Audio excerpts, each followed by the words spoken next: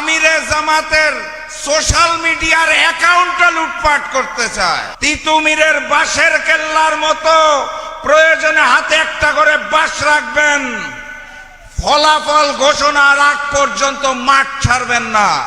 ইমানদারির সাথে দুইটা ভোট প্রদান করা। মাঠ ঘাট, নদী, বন্দর, টেম্পু স্ট্যান্ড সব জায়গায় লুট করতে চায়, সব জায়গায় ওরা দখল করতে চায়। লুটপাট আর দখল করতে করতে কোনো কিছু আর ছাড় দিতে চায় না। এখন তারা আমিরে জামাতের সোশ্যাল মিডিয়ার অ্যাকাউন্টটা লুটপাট করতে চায়। সংগ্রামী সাথী এবং বন্ধুগণ, ওই যে লন্ডন থেকে এক মুফতি এসেছে, চিনেন নাকি আপনারা? আসার পরে বলেছিল কি জানি, আই হ্যাভ আ প্ল্যান। সেই প্ল্যান কি কেউ আর খুঁজে পাচ্ছে না। অবশেষে বোঝা গেল যে এইভাবে লুটপাট করে নীল নকশা এবং ষড়যন্ত্রের মাধ্যমে, সোশ্যাল মিডিয়া অ্যাকাউন্টের মাধ্যমে আমিরে জামাতেরকে বদনাম করে যদি তারা কিছু করতে পারে, কারণ বাংলার জনগণ জানিয়ে দিয়েছে দিল্লির সামনে মাথা নত করে দস্তখত দিয়ে লন্ডন থেকে যে মুফতি এসেছে তার বিএনপি চলবে না।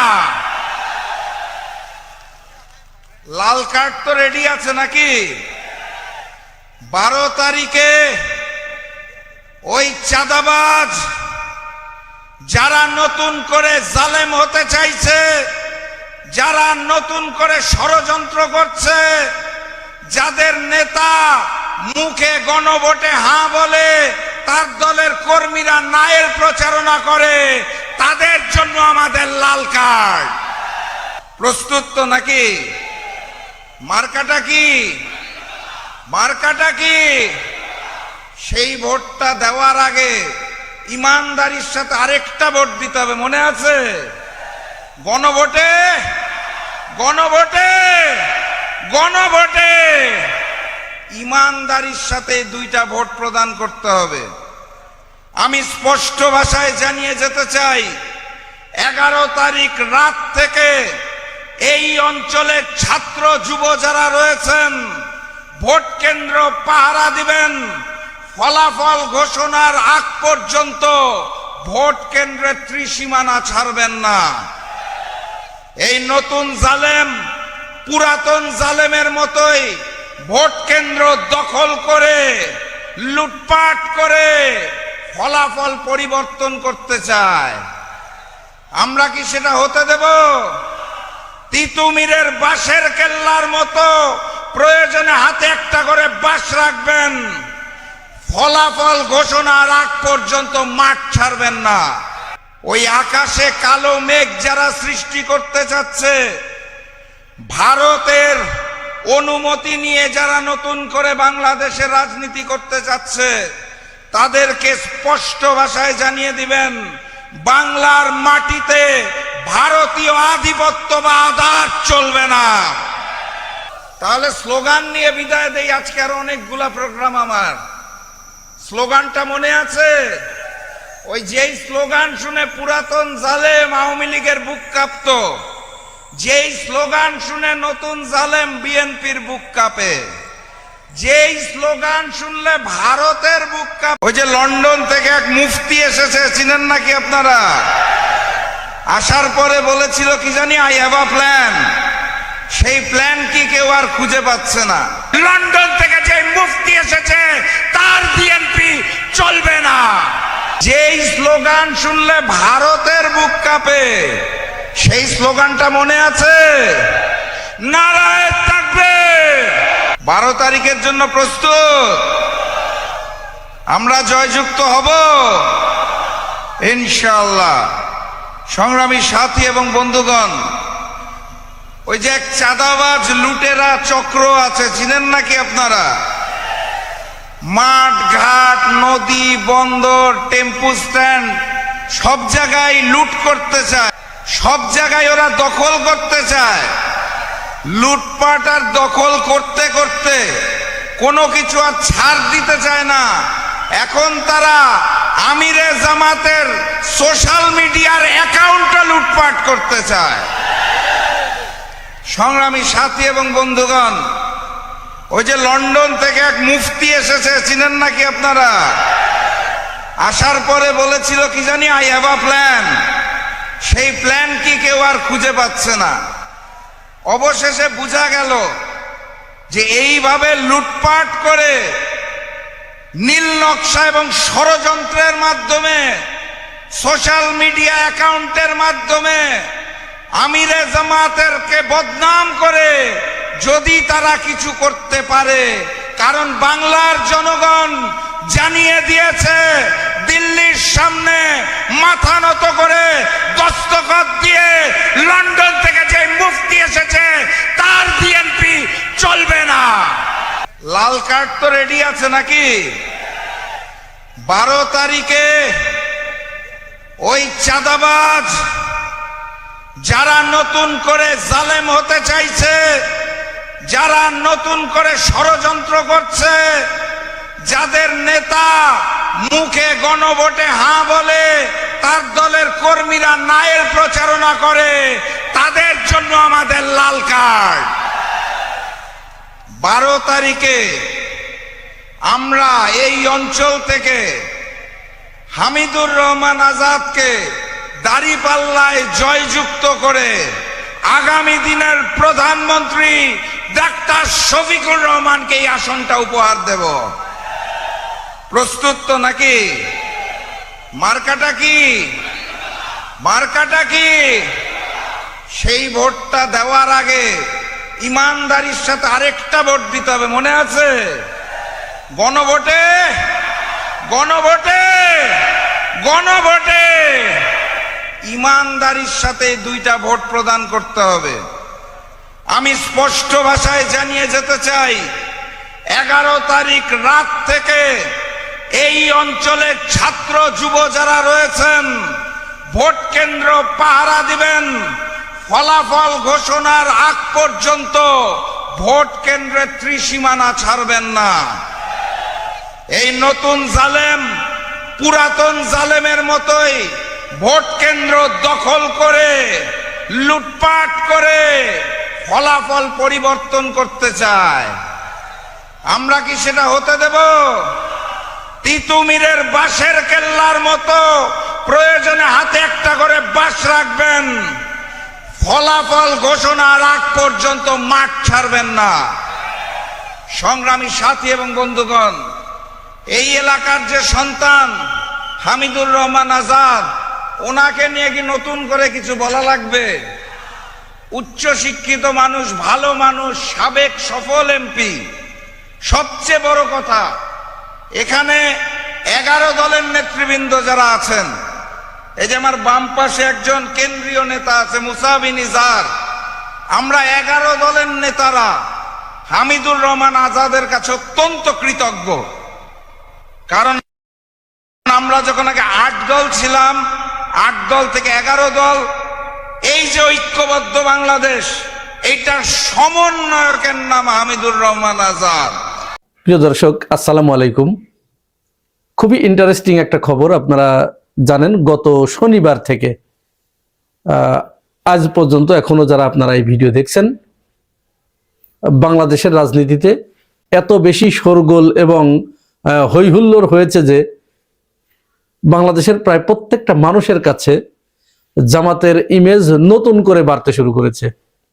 আমার এখন খুব মনে পড়ে যাচ্ছে কোরআন শরীফের সেই আয়াতটা, সম্ভবত সূরা জুমার ভিতরে আল্লাহ রাব্বুল আলামিন বলেছেন যে তোমরা যারা মুখের ফুৎকারে এই দিনের আলোকে নিভিয়ে দিতে চাও, আমি সেটাকে আরো দ্বিগুণ জোরে প্রজ্বলিত করি।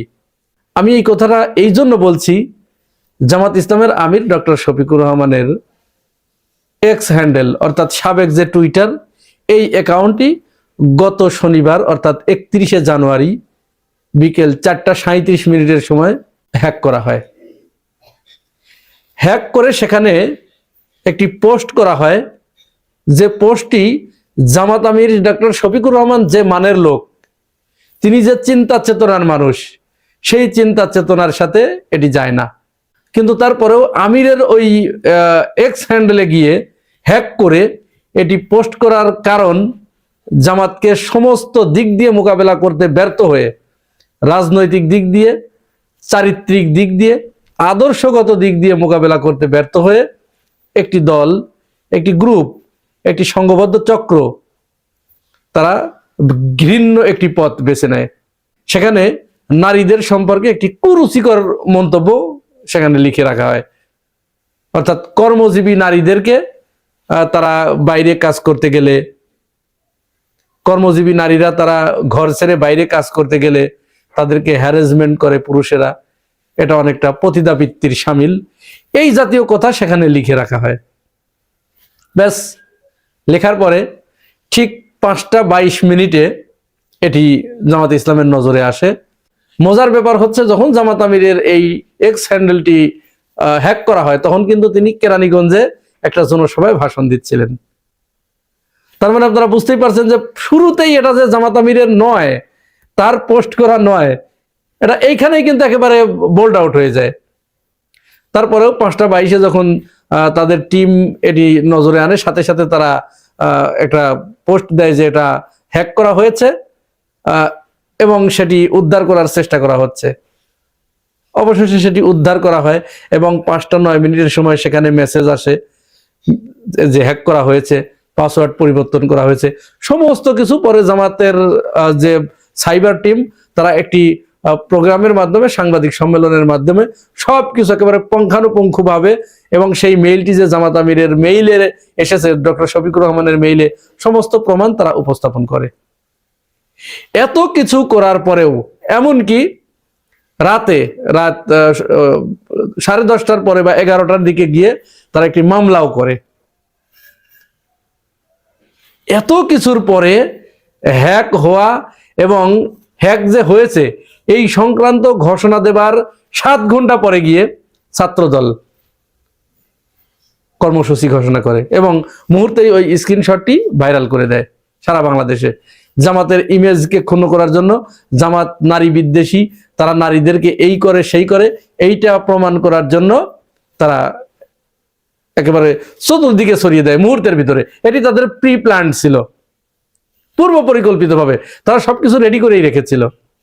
11:30 যখন তারা কর্মসূচি ঘোষণা করে, অর্থাৎ আজকে আমি যখন ভিডিও করছি 1 ফেব্রুয়ারি, তারা ঢাকাতে ছাত্র দলের নেতৃত্বে জামাতের বিরুদ্ধে ঝাড়ু। গভীর রাতে জামায়াতে আমির ডক্টর শফিকুর রহমানের ভেরিফাইড টুইটার অ্যাকাউন্ট হ্যাক করে একটি আপত্তিকর পোস্ট দেওয়া হয়। ইংরেজির সেই পোস্টের বাংলা অর্থ দাঁড়ায়, নারীরা ঘর থেকে বের হয়ে কাজ করতে গেলে তা পতিতা হয়ে যায়। এই নোংরা পোস্টটি মুহূর্তেই অনলাইনে দাবানলের মতো ছড়িয়ে পড়ে এবং তীব্র ক্ষোভের সৃষ্টি হয়। জামায়াত ইসলামের মিডিয়া বিভাগের জরুরি সংবাদ সম্মেলন করেন।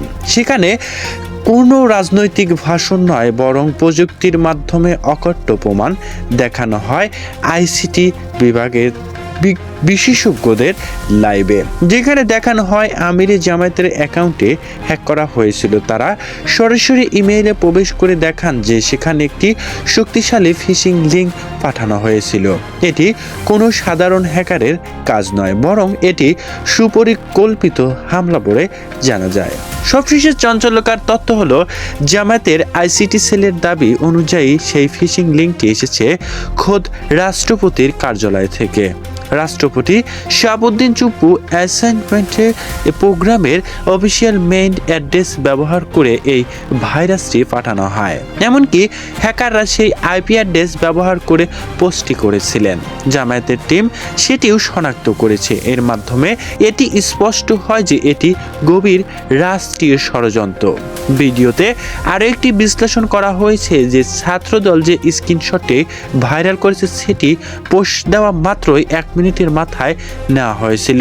এর মানে হলো হ্যাকাররা পোস্টটি করেছিল শুধুমাত্র স্ক্রিনশটটি নেওয়ার জন্য। পোস্ট করার সাথে সাথে তারা স্ক্রিনশটটি নিয়ে সেটি ডিলিট করে দেয়, যাতে মনে হয় জামাত নিজেই এটি লিখেছেন এবং পরে ভুল হয়েছে এই ভেবে। কিন্তু তারা ডিজিটাল ফুটপ্রিন্ট মুছে ফেলতে ব্যর্থ হয়েছিল। সাধারণত ধারণা করা হচ্ছে রাজনৈতিক সুবিধা করতে ব্যর্থ হয়ে তারা অনলাইনে এই সফরেট পথ বেছে নিয়েছিল। তারা এই ঘটনায় জামাতের মিডিয়া উইংস আদর্শিকতা ফুটে উঠেছে। হ্যাকার হওয়ার সাথে সাথে বড় আকারের প্রতিবাদ করা উচিত ছিল, যেখানে তারা 10 থেকে 12 ঘন্টা দেরি করে ফেলেছে। রাজনৈতিক হলো পরসেবা খেলা। সত্যিই আসার আগেই মানুষের মনে নৈতিবাচক ধারণা সৃষ্টি হয়ে যায়। এখানে ফুটন্ত একটি প্রমাণ, মানুষ কিভাবে মানুষকে এরকমভাবে নিচে নামাতে প্রতিহিংসার আগুনে জ্বলে পড়ে ওঠে। প্রিয় দর্শক, জানতে চাই আপনার মূল্যবান মতামত বিস্তারিত ঘটনাকে ঘিরে। অভিযুক্তদেরকে কেন্দ্র করে আপনার কিছু বলার থাকলে অবশ্যই কমেন্ট করে লিখে জানাবেন। আল্লাহ হাফেজ।